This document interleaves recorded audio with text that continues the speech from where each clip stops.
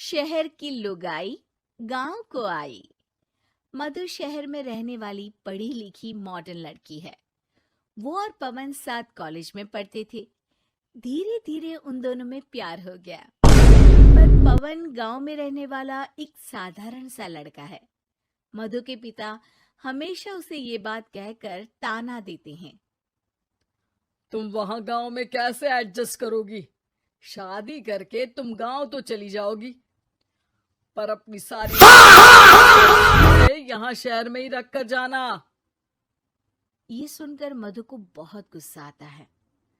तो क्या हुआ अगर वो लोग गांव के हैं? मैं वहां जाकर उस घर को बिल्कुल शहर की तरह बना दूंगी। शाम होते ही मधु पवन को वीडियो कॉल करती है।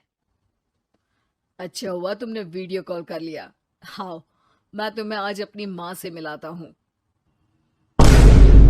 अरे बिट्टू, क्या कर रहा है?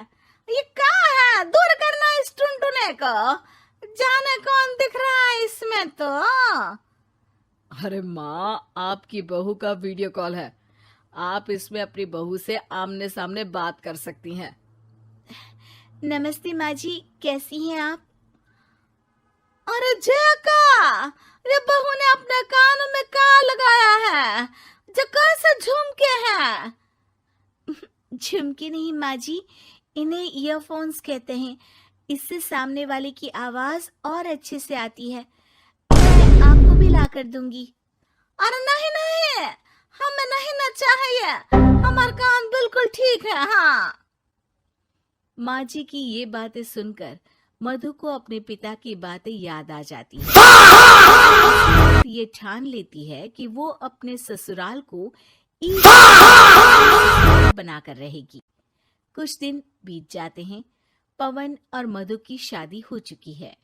आज मधु का अपने ससुराल में पहला दिन है। माँ जी, मैं आपके लिए एक तोहफा लाई हूँ। अरे इतना बड़ा तोहफा! अरे क्या लाई है रे इस बड़े से बक्से में? मधु बॉक्स खोलती है। ये क्या है? ये वैक्यूम क्लीनर है। मैंने आपको झाड़ू लगाते हुए देखा तो सोचा अब आपका काम आसान हो जाएगा। अरे वाह बहू वाह, तूने मुझे झाड़ू लगाते हुए देखा तो तू मेरा हाथ से झाड़ू लेकर खुद भी तो लगा सकती थी ना। पर नहीं, तूने तुझे मशीन लाकर मेरे हाथ में दे दी कि यह काम हमेशा मैं ही करूं। ये आजकल की शहरी छोरियां बिल्कुल नहीं बदलेगी। मधु को मन ही मन गुस्सा आता है, पर फिर भी अपना गुस्सा भूलकर मधु माजी को वैक्यूम क्लीनर इस्तेमाल करना सिखाती है। अगले दिन मधु सुबह उठती है तो ये आंगन में से कैसी आवाजें आ रही हैं? मधु दौड़ती दौड़ती आंगन में जाती है और देखते ही चौंक जाती है। अरे माँ जी, ये आप क्या कर रही हैं? और वो कहा है ना, सुबह मैं जब कुएं से पानी निकाल रही थी तो मेरे कान की बाली उसमें गिर गई थी। तो ये तेरा वैक्यूम ना सारी चीजें अपनी तरफ खींच लेता है ना, तो मेरी बाली भी तो निकाल ही देगा। उसी की कोशिश कर रही हूँ। अब ये चालू ही नहीं हो रही तेरी मशीन। अब वो चालू होगी भी नहीं। पर अब कुएं में से पानी निकाल क्यों रही थी? अरे कमाल करती हो ना बहू। पीने के लिए पानी क्या तेरे मायके से लाऊं मैं? अरे कुएं से ही तो निकालना पड़ता है। हाँ, पीने के लिए पानी, और वो भी कुएं से। मधु दिमाग लगाती है और थोड़ी ही देर में घर में वाटर प्यूरिफायर लगवा देती है।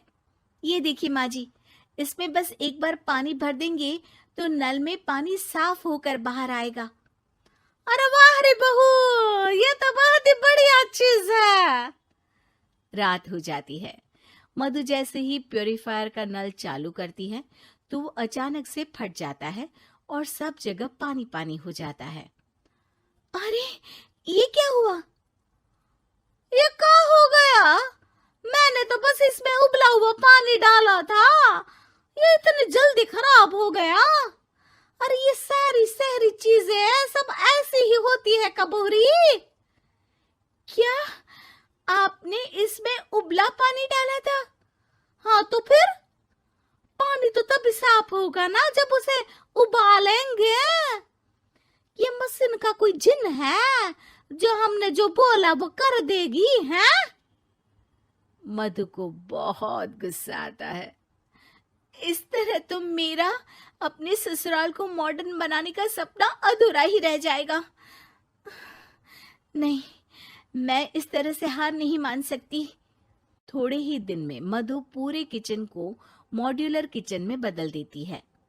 अरे वाह बहुआ, इतनी सारी अलमारियां!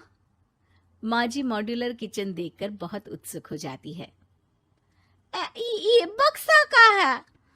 बहू ने शायद गलती से इसे यहाँ रसोई में रख दिया है, पर है तो ये बहुत ही बढ़िया। अगले दिन सुबह, अरे मायरी क्या हो गया? मैं तो बर्बाद हो गई। मेरी सारी पूंजी जलकर राख हो गई। हे राम, अब मैं क्या करूं? माँ जी की रोने की आवाज सुनकर मधु दौड़ी दौड़ी किचन में आती है और इतना धुआं देखकर घबरा जाती है। ये सब कैसे हुआ माँ जी? ये आग कैसे लगी? ये सब तेरा इस मॉड्यूलर किचन की वजह से हुआ है, और ऊपर से तूने तिजोरी जो रसोई में रख दी थी, मैंने जैसे ही अपने गहने और पैसे इसमें रखे और बाहर से इस ताले को घुमाया, ये तो 5 मिनट में ही आग बबूला होकर फट गया। अरे माँ जी, ये तिजोरी नहीं है, ये तो माइक्रोवेव है। इसमें गहने नहीं रखते, खाना गर्म करने के लिए होता है ये। और ये जो आपने घुमाया ना, ये ताला नहीं है, आपने इसके टेम्परेचर को फुल कर दिया, इसलिए ये फट गया। और जोर जोर से रोने लगती है।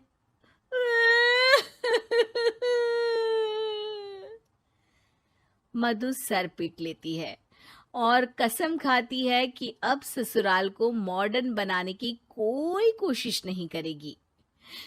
मुझे माफ कर दीजिए माँ जी, आप जैसी हैं वैसी ही ठीक है।